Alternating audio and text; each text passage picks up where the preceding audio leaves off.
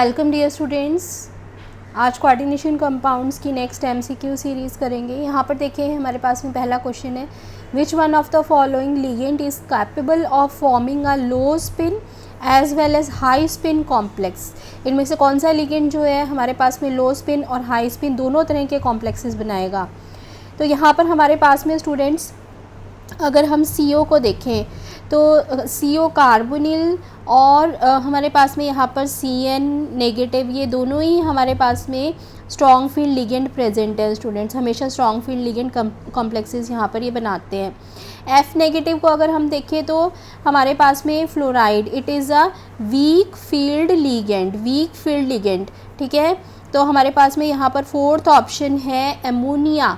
Ammonia कैसा ligand है जहाँ पर ये हमारे पास में वीक और स्ट्रॉन्ग फील्ड लिगेंड दोनों बना सकता है। वीक फील्ड लिगेंड भी बना सकता है और साथ में स्ट्रॉन्ग फील्ड लिगेंड भी बना सकता है कॉम्प्लेक्सेस, ठीक है। अब यहाँ पर हमारे पास में जो करेक्ट ऑप्शन हो गया स्टूडेंट्स वो है C। अभी मैंने आपको पहले भी बताया था कि एमोनिया स्ट्रॉन्ग फील्ड लिगेंड कब एक्ट करता है स्टूडेंट्स, जब हमारे पास में मेटल आयन जो है वो +3 ऑक्सीडेशन स्टेट में और 3D ऑर्बिटल के अंदर फिलिंग हो। वीक फील्ड कब एक्ट करेगा, जब हमारे पास में मेटल आयन जो है अदर देन +3 ऑक्सीडेशन स्टेट में प्रेजेंट है, यानी अगर मेटल आयन 2+ ऑक्सीडेशन स्टेट में है या +4 ऑक्सीडेशन स्टेट में है। साथ में अगर हम देखें तो यहाँ पर हमारे पास में 4D या FD सीरीज़ के जब आते हैं एलिमेंट तो वहाँ पर भी हमारे पास में वीक फील्ड लिगेंड आ जाता है, ठीक है। वीक फील्ड लिगेंड की तरह अमोनिया एक्ट करता है। तो ये हमारे पास में करेक्ट ऑप्शन हो गया C। नेक्स्ट क्वेश्चन देखो यहाँ पर, which of the following shall form a octahedral complex. इनमें से ऑक्टाहेड्रल कॉम्प्लेक्स कौन सा बनाएगा।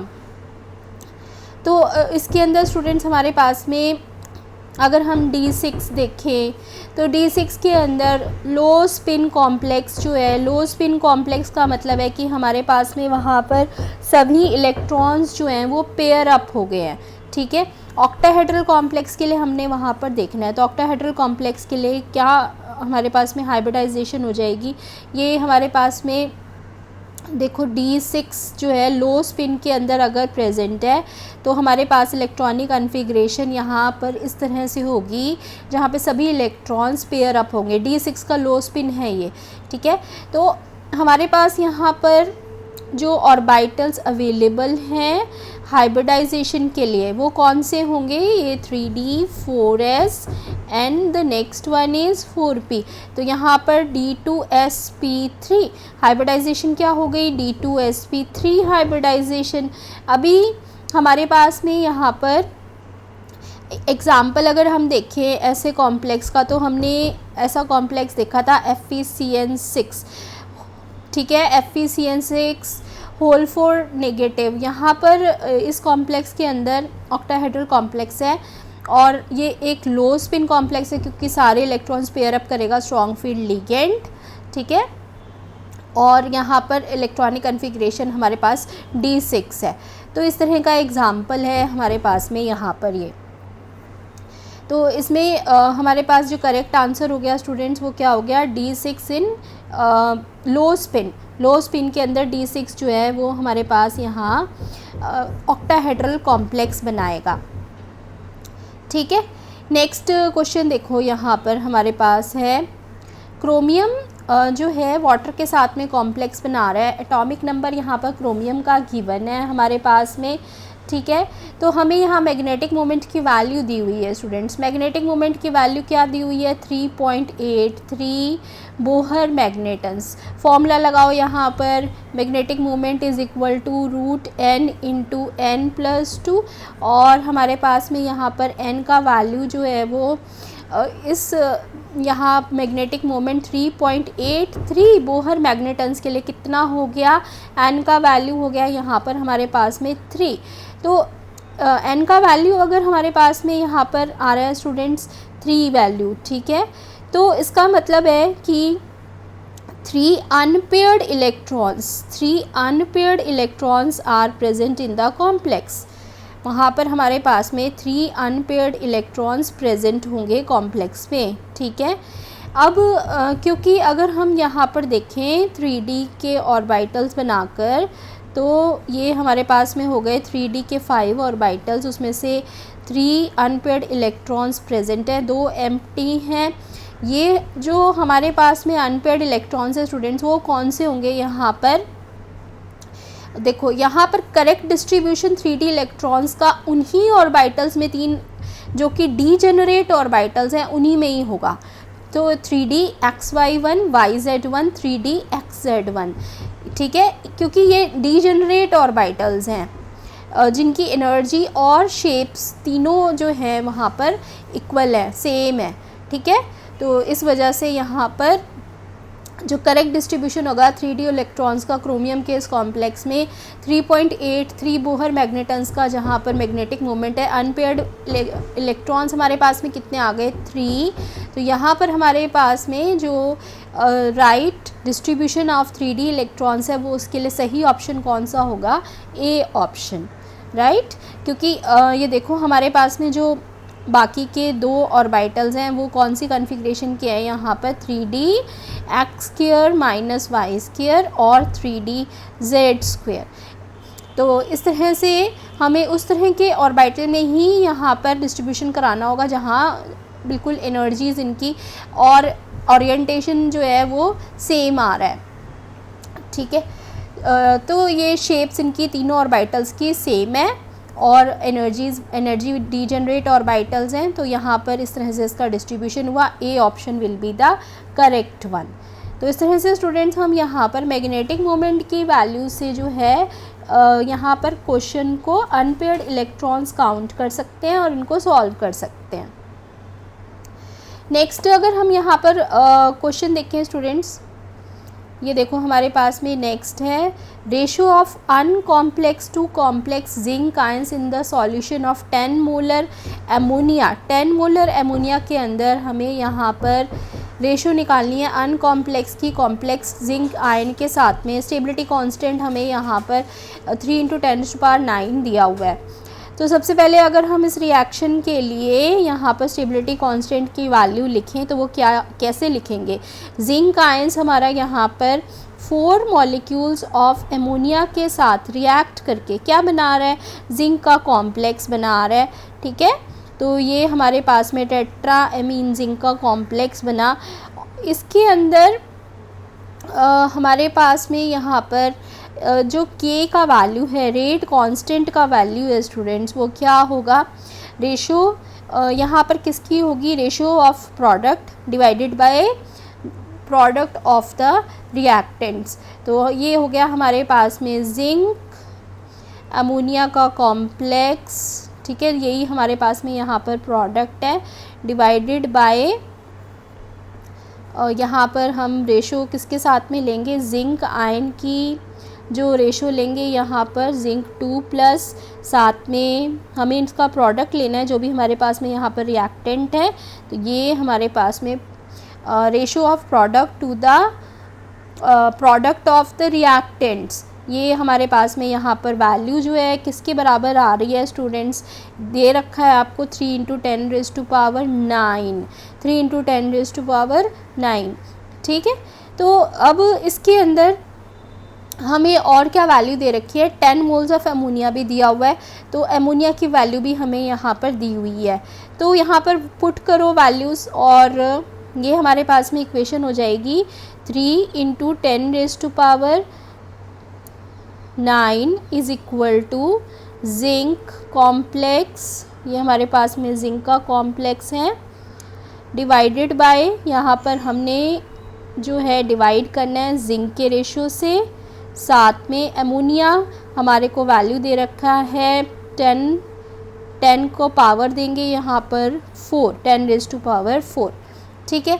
रेशो हमें क्वेश्चन में पूछा है अनकॉम्प्लेक्स टू कॉम्प्लेक्स आयन, ठीक है, क्रॉस मल्टीप्लाई करो यहाँ पर। तो ये हमारे पास में यहाँ पर अनकॉम्प्लेक्स जो है वो जिंक आयन है, डिवाइडेड बाय कॉम्प्लेक्स, इसका रेशो हमें यहाँ पर फाइंड आउट करना है।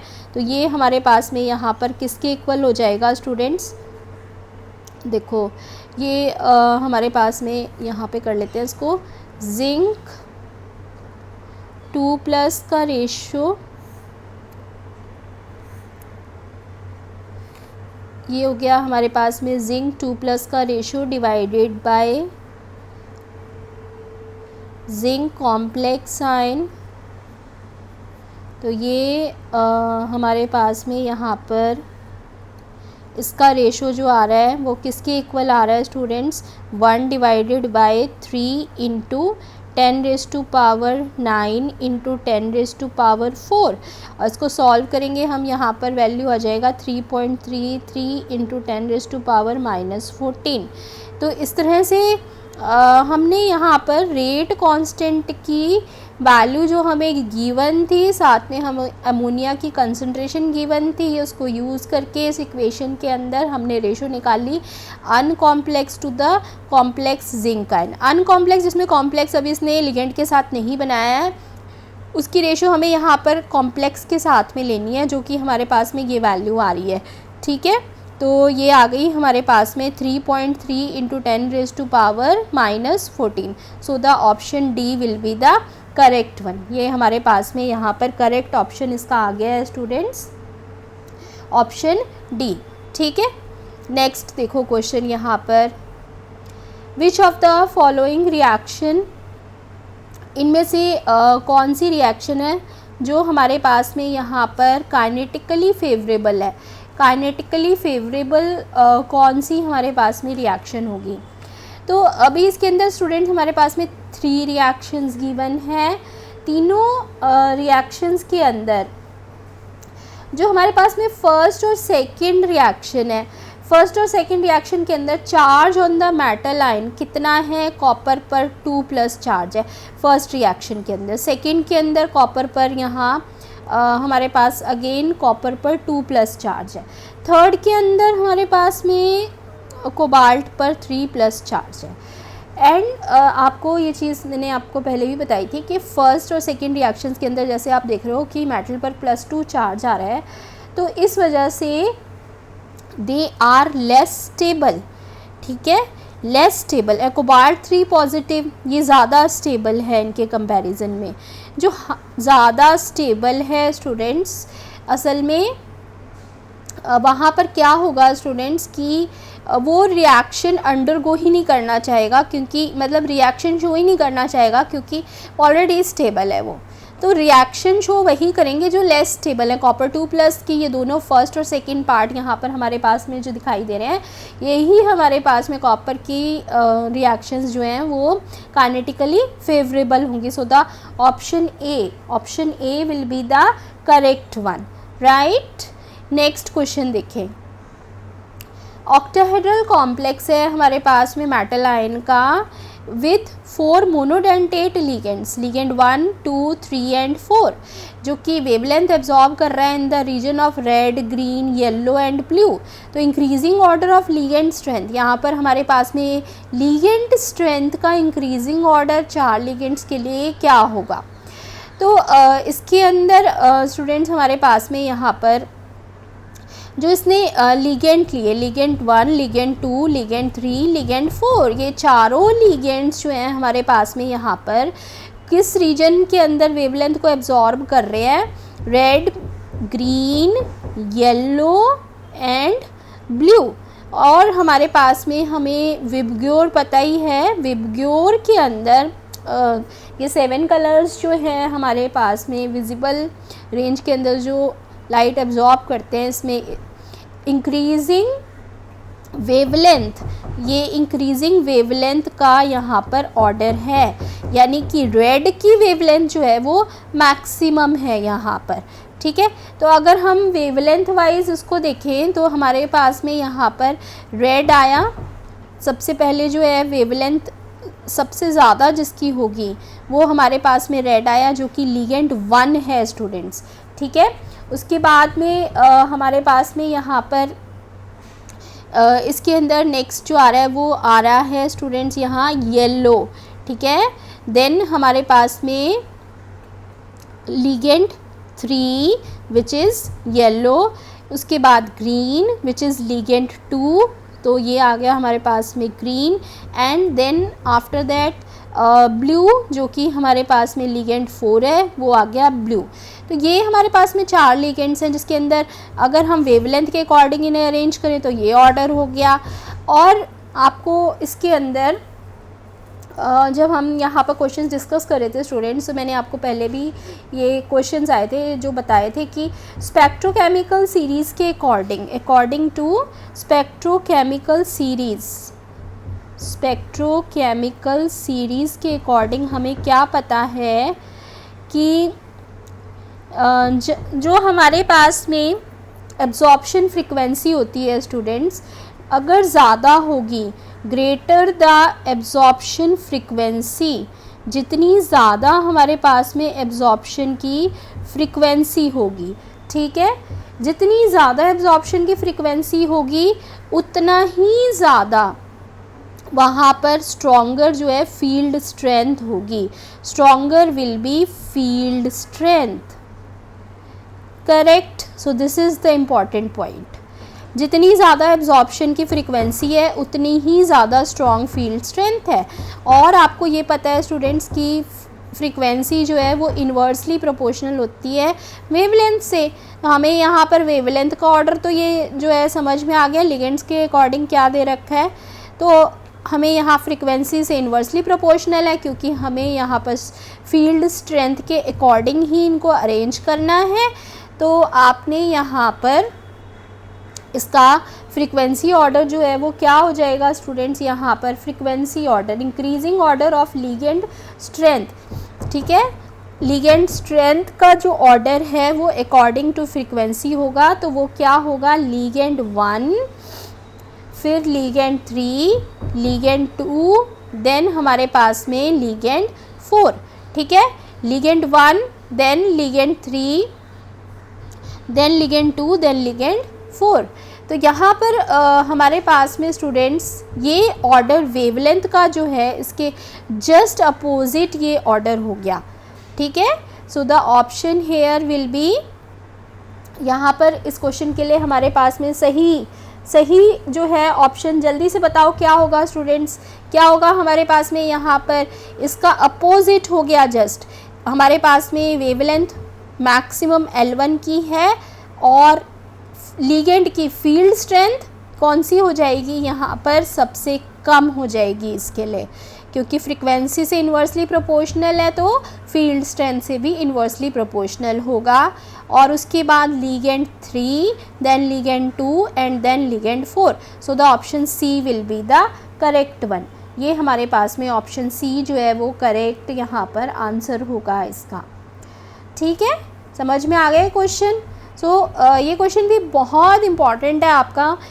इस तरह के दो क्वेश्चंस को यहाँ पर ट्विस्ट किया हुआ है स्टूडेंट्स। यहाँ पर इसने वेवलेंथ के साथ साथ जो है आपके लिगेंड फील्ड स्ट्रेंथ को कंपेयर किया है। तो आपको यहाँ पर सबसे पहले तो विबग्योर से वेवलेंथ का ऑर्डर पता होना चाहिए, ठीक है, कि वेवलेंथ इंक्रीज़ करती है हमारी विबग्योर में, रेड के लिए मैक्सिमम है। उसके बाद फिर स्पेक्ट्रोकेमिकल सीरीज़ के अकॉर्डिंग जितना ज़्यादा फ्रीक्वेंसी एब्जॉर्ब करता है हमारे पास में लिगेंड, उतना ही वो स्ट्रॉन्ग फील्ड स्ट्रेंथ का होता है, ठीक है। ये हमें स्पेक्ट्रोकेमिकल सीरीज़ से पता है, जिससे हमें यहाँ पर ये आइडिया हो गया कि frequency is directly proportional to stronger field strength and also frequency is inversely proportional to wavelength. तो wavelength is inversely proportional to strong field strength. जितना कम होगी हमारे पास में वेवलेंथ, उतनी ही उसकी लिगेंड फील्ड स्ट्रेंथ क्या होगी स्टूडेंट्स, ज़्यादा होगी, ठीक है। तो ये हमारे पास में क्वेश्चन हो गया, C option will be the correct one. Next question देखें यहाँ पर, अमंग द फॉलोइंग कॉम्प्लेक्सेस, हमारे पास में ये सभी कॉम्प्लेक्सेस में the one which shows zero crystal field stabilization energy, CFSE का वैल्यू किसके लिए कॉम्प्लेक्स में यहाँ पर ज़ीरो है, ठीक है। तो अब यहाँ पर इसको कैसे करेंगे, सबसे पहले तो स्टूडेंट्स हमारे पास में यहाँ पर वाटर जो है, वाटर सभी कॉम्प्लेक्सेस के अंदर वाटर दिया हुआ है हमें, तो water is a weak field ligand, ठीक है, वाटर वीक फील्ड लिगेंड है। वीक फील्ड लिगेंड के केस में क्या होता है हमारे पास में कि CFSE की वैल्यू कम हो जाती है पेयरिंग एनर्जी से। अब ये पेयरिंग एनर्जी से अगर ये कम हो जाएगी तो CFSE का वैल्यू जो है यहाँ पर वो किसके इक्वल होगा, -0.4x प्लस 0.6y। यहाँ पर अगर हम इलेक्ट्रॉन्स की फिलिंग देखें स्टूडेंट्स, तो हमारे को यहाँ पर T2G के इलेक्ट्रॉन्स और EG के इलेक्ट्रॉन्स की फिलिंग करनी है, तो हमारे पास में यहाँ पर CFSE की वैल्यू आ जाएगी। ठीक है, अब क्योंकि हमें यहाँ पर ये कॉम्प्लेक्स मैं आपको एक के लिए बताती हूँ, आप बाकी सभी के लिए करके देखें। आयरन के अगर हम इस कॉम्प्लेक्स की बात करें तो इसके अंदर हमारे पास में आयरन का ऑक्सीडेशन स्टेट क्या है स्टूडेंट्स, 3+। ठीक है, आयरन 3+ ऑक्सीडेशन स्टेट के अंदर प्रेजेंट है, तो इलेक्ट्रॉनिक कन्फिग्रेशन क्या होगी वहाँ पर 3d5। साथ में हमारे पास में यहाँ पर जो weak field ligand water present है, तो इससे हमारे पास में इलेक्ट्रॉनिक कन्फिग्रेशन T2G3 और EG2 हो गई। ठीक है, ये समझ में आया। अब इसके अंदर 3 वैल्यू जो है वो x की जगह पुट करो, 2 वैल्यू y की जगह पुट करो, तो ये हमारे पास में CFSE का वैल्यू आ जाएगा 0.4 × 3 + 0.6 × 2। ठीक है, ये हमारे पास में आ गई CFSE की वैल्यू which will be equal to 0। यहाँ पर ये हमारे पास में जो 0 क्रिस्टल फील्ड स्प्लिटिंग एनर्जी आ रही है स्टूडेंट्स, वो आप सभी कॉम्प्लेक्सेस के लिए सेम उसी तरीके से कैलकुलेट करके बताओ। मैंने यहाँ पर बी ऑप्शन जो करेक्ट ऑप्शन है इसके लिए आपको बताया है कि 0 CFSE की वैल्यू कहाँ पर आएगी, आयरन के इस कॉम्प्लेक्स के लिए आएगी जहाँ पर 3d5 इलेक्ट्रॉनिक कन्फिग्रेशन आ रही है वीक फील्ड लिगेंड के साथ में। तो T2G3 और EG2 जब इलेक्ट्रॉनिक कन्फिग्रेशन होगी तो यहाँ पर आपने x का वैल्यू 3, y का वैल्यू 2 पुट करेंगे, जिससे हमारे पास में यहाँ पर वैल्यू हो गई CFSE की 0। So the option B will be the correct one, right. Next question देखिए स्टूडेंट्स। अब हमारे पास में यहाँ पर ये नेक्स्ट क्वेश्चन है students, consider the following complexes. यहाँ पर हमारे पास में 4 कॉम्प्लेक्सेस इसने दिए हैं। इन चारों कॉम्प्लेक्सेस के अंदर हमें यहाँ पर EAN रूल जो है वो लगाकर बताना है कि कौन सा यहाँ पर फॉलो कर रहा है। EAN रूल यहाँ पर कौन सा कॉम्प्लेक्स फॉलो कर रहा है। ठीक है, तो अभी इसको हम कैसे सॉल्व करेंगे यहाँ पर, तो इसके अंदर स्टूडेंट सबसे पहले तो आपको EAN जो रूल है ऑलरेडी हमने डिस्कस किया था जब हमने कोऑर्डिनेशन कॉम्प्लेक्स चैप्टर डिस्कस किया था, लेकिन फिर से मैं एक बार बता दे रही हूँ। तो यहाँ पर EAN जो रूल है स्टूडेंट्स वो देखो क्या होता है। EAN of a metal in a complex, किसी भी मेटल का कॉम्प्लेक्स के अंदर इफ़ेक्टिव एटॉमिक नंबर होता है। इफ़ेक्टिव एटॉमिक नंबर जो होता है स्टूडेंट्स वो हमारे पास में किसके इक्वल होता है, it is equal to atomic number minus electrons lost in the ion formation, electrons lost in ion formation plus electrons gained by coordination, जहाँ पर इलेक्ट्रॉन्स कोऑर्डिनेशन बॉन्ड से इलेक्ट्रॉन्स गेन करेंगे वो नंबर हमें यहाँ पर प्लस करना है। एटॉमिक नंबर में से माइनस करो जितना इलेक्ट्रॉन लॉस हुआ है आयन फॉर्मेशन के अंदर जो कॉम्प्लेक्स आयन बना है, और उसमें ऐड कर दो फिर इलेक्ट्रॉन गेन बाय कोऑर्डिनेशन, जितना हमारे पास में कोऑर्डिनेशन से इलेक्ट्रॉन गेन हुआ है। तो जो स्टेबल कॉम्प्लेक्स होगा स्टूडेंट्स, स्टेबल कॉम्प्लेक्स ये आ गया हमारे पास में EAN रूल। स्टेबल कॉम्प्लेक्स वही होगा जहाँ पर EAN it is equal to the atomic number of next noble gas, next noble gas के एटॉमिक नंबर के बराबर हमारे पास में इफ़ेक्टिव एटॉमिक नंबर आएगा। सिर्फ वही कॉम्प्लेक्सेस हमारे पास में स्टेबल होंगे। ठीक है, तो ये इफ़ेक्टिव एटॉमिक नंबर रूल है। अब ऐसा किस कॉम्प्लेक्स के अंदर ये फॉलो कर रहे हैं। समझ में आ गया। इफेक्टिव एटॉमिक नंबर समझ में आया। पहले क्या होता है, इफेक्टिव एटॉमिक नंबर किसके इक्वल होता है, atomic number minus electrons lost in ion formation plus electrons gain by coordination. ठीक है। और इफेक्टिव एटॉमिक नंबर रूल होता है कि स्टेबल कॉम्प्लेक्स वही होगा जहाँ पर एटॉमिक नंबर जो है वो नेक्स्ट नोबल गैस के बराबर पहुँच रहा है। तो अभी हम यहाँ पर इन सभी कॉम्प्लेक्सेस के लिए जो है वो फाइंड आउट करेंगे इफ़ेक्टिव एटॉमिक नंबर रूल को। तो देखो यहाँ पर हमारे पास में फ़र्स्ट है यहाँ पर आयरन का कॉम्प्लेक्स। ये आयरन के कॉम्प्लेक्स के अंदर यहाँ पर इफ़ेक्टिव एटॉमिक नंबर रूल लगाओ। सबसे पहले यहाँ पर EAN यहाँ पर लगाओ। देखो क्या आएगा हमारे पास में यहाँ पर क्योंकि कार्बोनिल जो है न्यूट्रल लिगेंड है तो आयरन का ऑक्सीडेशन स्टेट 0 हो गया। ठीक है। तो अगर आयरन 0 ऑक्सीडेशन स्टेट में है तो एटॉमिक नंबर तो 26 हुआ। यहाँ पर इसने कोई इलेक्ट्रॉन गेन भी नहीं किया है, लॉस भी नहीं किया, क्योंकि आयरन का ऑक्सीडेशन स्टेट 0 है। तो यहाँ पर -0 हो गया। साथ में हमारे पास में यहाँ पर 5 लिगेंड्स हैं जो कि कितना कोऑर्डिनेट करेंगे। यहाँ पर अगर एक जो लिगेंड है वो 2 डोनेट करता है इलेक्ट्रॉन्स को, तो ये हमारे पास में हो गया number 2 × 5। So this will be equal to, यहाँ पर हमारे पास में ये नंबर हो गया 36 which is equal to the nearest noble gas configuration. ठीक है। यहाँ पर ये नोबल गैस कन्फिग्रेशन के इक्वल हो जा रहा है नंबर, तो इसने यहाँ पर इफ़ेक्टिव एटॉमिक नंबर रूल को फॉलो किया है। समझ गए। इसने इफेक्टिव एटॉमिक नंबर रूल को फॉलो किया है। इसने यही क्वेश्चन पूछा है हमसे।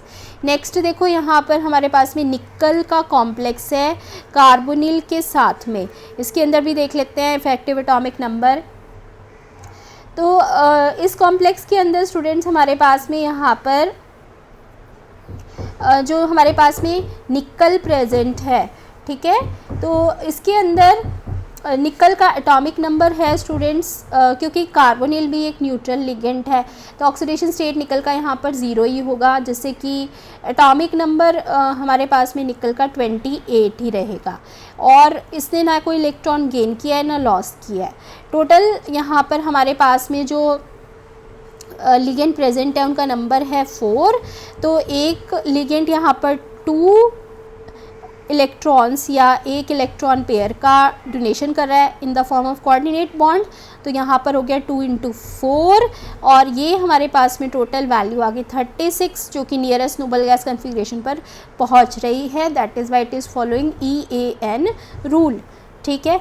नेक्स्ट हम यहाँ पर देख लेते हैं हमारे पास में कॉम्प्लेक्स आयन है FeCN6 और ये जो 4 है यहाँ पर स्टूडेंट्स ये वैलेंसी यहाँ पर 4 नेगेटिव की बनाएगा, तो जिससे कि हमारे पास में इस कॉम्प्लेक्स के लिए स्टूडेंट्स यहाँ पर आयरन का ऑक्सीडेशन स्टेट कितना हो गया। देखो आयरन का ऑक्सीडेशन स्टेट यहाँ पर हमारे पास में आ जाएगा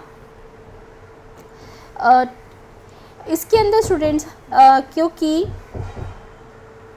हमारे पास में यहाँ पर नेगेटिव लिगेंड साइनाइड प्रेजेंट है। ठीक है। तो यहाँ पर ये हो गया x -6 इक्वल -4। x जो है यहाँ पर +2 ऑक्सीडेशन स्टेट के अंदर प्रेजेंट है। तो यहाँ पर एटॉमिक नंबर ऑफ आयरन कितना है स्टूडेंट्स। यहाँ पर आयरन का एटॉमिक नंबर कितना है, यहाँ हमारे पास में है 26 एटॉमिक नंबर। इलेक्ट्रॉन लॉस या गेन इसने यहाँ पर कितना किया है, हमारे पास में यहाँ पर टोटल लॉस या गेन जो लॉस हो रहा है, लॉस कितना हो रहा है 2 इलेक्ट्रॉन्स का, प्लस यहाँ पर साइनाइड एक लिगेंड जो है कोऑर्डिनेट बॉन्डिंग से कितना इलेक्ट्रॉन यहाँ पर कोऑर्डिनेट कर रहा है, तो 2 × 6। तो ये हमारे पास में टोटल हो गया स्टूडेंट्स, ये हो गया हमारे पास में total 36। So this is also following effective atomic number rule. ठीक है, क्लियर। हमने यहाँ पर 3 कॉम्प्लेक्सेस देख लिए, तीनों यहाँ पर इफ़ेक्टिव एटॉमिक नंबर को फॉलो कर रहे हैं, इस रूल को फॉलो कर रहे हैं। नेक्स्ट अगर हम यहाँ पर देखें 4th ऑप्शन के अंदर, तो यहाँ पर भी कॉपर का ये जो कॉम्प्लेक्स है थायोसाइनेट के साथ में, तो SCN4 के साथ में यहाँ पर कॉम्प्लेक्स है। अब ये जो इसके यहाँ पर नंबर है सोडियम का यहाँ पर चला जाएगा, ये इसकी नेगेटिव चार्ज बना रहा है। इसके अंदर हमारे पास में यहाँ पर हो गया इसका कॉपर का oxidation state X+4 into -1 which is equal to -3। तो यहाँ पर होगी हमारे पास में वैल्यू स्टूडेंट्स -3 + 4, ठीक है। So X will be equal to +1। तो कॉपर जो है +1 ऑक्सीडेशन स्टेट के अंदर यहाँ पर प्रेजेंट है। अभी अगर हम इसके लिए यहाँ पर देखिए स्टूडेंट्स, तो हमारे पास में ए कॉम्प्लेक्स के लिए भी क्या आएगा स्टूडेंट्स, इस कॉम्प्लेक्स के लिए भी आप फाइंड आउट करके देखो, यहाँ पर भी सेम हमारे पास में वही करना है, यहाँ पर भी same effective atomic number rule लगाना है। तो ये हो गया हमारे पास में स्टूडेंट्स एटॉमिक नंबर कॉपर का 29, इलेक्ट्रॉन गेन या लॉस जो भी लॉस हो रहा है क्योंकि यहाँ पर हमारे पास में कॉम्प्लेक्स फॉर्मेशन के अंदर, तो ये -1 प्लस हमारे पास में यहाँ पर लिगेंड 4 है तो 2 × 4, और ये हमारे पास में टोटल जो हो गया स्टूडेंट्स ये हो गया 36। So this is also following effective atomic number rule, ठीक है। तो चारों यहाँ पर हमारे पास में complexes effective atomic number rule को फॉलो कर रहे हैं। यहाँ पर हमारे पास में 1, 2, 3 एंड 4 ये ऑप्शन जो होगा करेक्ट ऑप्शन होगा। अब ये क्वेश्चन बहुत इंपॉर्टेंट था स्टूडेंट्स, यहाँ पर इफ़ेक्टिव एटॉमिक नंबर का क्वेश्चन है, बहुत ज़्यादा कॉम्पिटिटिव क्वेश्चन के फॉर्म में इसको पूछा जाता है। यहाँ पर आपको सिंपली यहाँ पर सिर्फ इसके लिए ये याद रखना है कि इफ़ेक्टिव एटॉमिक नंबर जो है वो होता क्या है, ठीक है। यहाँ पर ये 36 के इक्वल आना चाहिए। अगर हम नियरेस्ट नोबल गैस कन्फिग्रेशन देख रहे हैं तो इन एलिमेंट्स के लिए नियरेस्ट नोबल गैस कन्फिग्रेशन 36 आ रही है और चारों कॉम्प्लेक्सेस के लिए आ रही है। So this is the correct option. तो इस तरह से स्टूडेंट्स आपको यहाँ पर ये क्वेश्चन बनाने होंगे। क्वेश्चंस बहुत इजी हैं, आप आराम से करके देख सकते हो उनको। नेक्स्ट क्वेश्चन हमारे पास में यहाँ पर है students, effective atomic number of cobalt. हमारे पास में effective atomic number of cobalt is 36। हमारे पास में नेक्स्ट क्वेश्चन है स्टूडेंट, सेम उसी तरह से है। यहाँ पर इस क्वेश्चन को ट्राई करके देखो, एक बार ट्राई करके देखो। यहाँ पर ये कॉम्प्लेक्स के लिए इफ़ेक्टिव एटॉमिक नंबर की वैल्यू जो है कोबाल्ट की 36 यहाँ पर आएगी, लेकिन यहाँ पर जो है इस कॉम्प्लेक्स में O2 किस फॉर्म में प्रेजेंट है, परऑक्साइड की फॉर्म में, डाइऑक्साइड की फॉर्म में, सुपर ऑक्साइड की फॉर्म में, कि ऑक्साइड आयन की फॉर्म में। एक बार जस्ट ट्राई करके देखो, फिर मैं आपको इसमें इसका सॉल्यूशन बताती हूँ कि ये कैसे होगा क्वेश्चन, ठीक है। एक बार आप ट्राई करके देखो, ये वाला क्वेश्चन बहुत इजी है question. Effective atomic number rule जो है यहाँ पर आपको लगाना है इस क्वेश्चन में भी, और फिर ये क्वेश्चन भी आप इजीली इसको सॉल्व करके देख सकते हो, ठीक है। तो इस क्वेश्चन के अंदर स्टूडेंट्स हम यहाँ पर सबसे पहले जो है हमारे पास में इस क्वेश्चन में इफ़ेक्टिव एटॉमिक नंबर कैसे फाइंड आउट करेंगे। तो यहाँ पर भी हमारे पास में स्टूडेंट्स क्या है कि फॉर्मूला किसके इक्वल होगा, यहाँ पर एटॉमिक नंबर माइनस हमारे पास में इलेक्ट्रॉन लॉस्ट कितने हुए हैं कॉम्प्लेक्स आयन के अंदर, कॉम्प्लेक्स आयन जब हमने बनाया, प्लस हमने यहाँ पर क्या करना है, इलेक्ट्रॉन्स गेन्ड। हमारे पास में इलेक्ट्रॉन गेन कितना हुआ है, ठीक है। इलेक्ट्रॉन्स गेन्ड इन, देखो electron lost in complex ion and electrons gained in coordinate bond जब बना रहा है हमारा कंपाउंड, तो यहाँ पर कितना ये गेन किया है, तो इसके इक्वल हमारे पास में ये आएगी वैल्यू। अभी यहाँ पर हमें देखना है कि O2 जो यहाँ पर प्रेजेंट है वो किस फॉर्म में प्रेजेंट है। सबसे पहले जो है यहाँ पर स्टूडेंट्स आपने पर ऑक्साइड, ये पर ऑक्साइड जो हमारे पास में यहाँ पर प्रेजेंट है इसका फॉर्मूला क्या होता है, O2 नेगेटिव। ठीक है, डाइऑक्साइड का जल्दी से बताओ क्या होगा, what is the formula of dioxide. Dioxide का फॉर्मूला क्या होता है स्टूडेंट्स, यहाँ पर डाइऑक्साइड का फॉर्मूला होगा O2 नेगेटिव।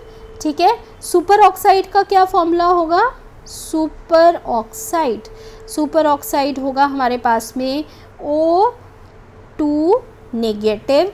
और ऑक्साइड आयन, ये डाइऑक्साइड हो गया।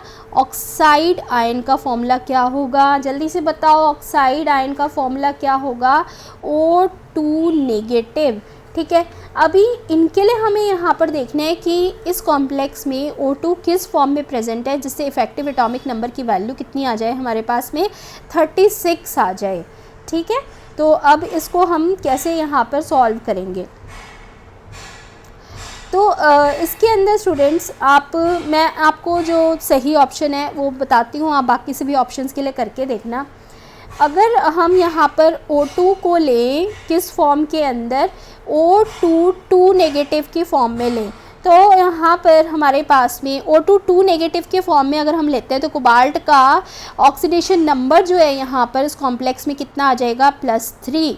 ठीक है, अगर +3 ऑक्सीडेशन नंबर आ रहा है तो इफ़ेक्टिव एटॉमिक नंबर जो है वो किसके इक्वल हो जाएगा, यहाँ पर it will be equal to cobalt, हमारे पास में एटॉमिक नंबर हो गया 27, इलेक्ट्रॉन लॉस कितना करा इसने, -3।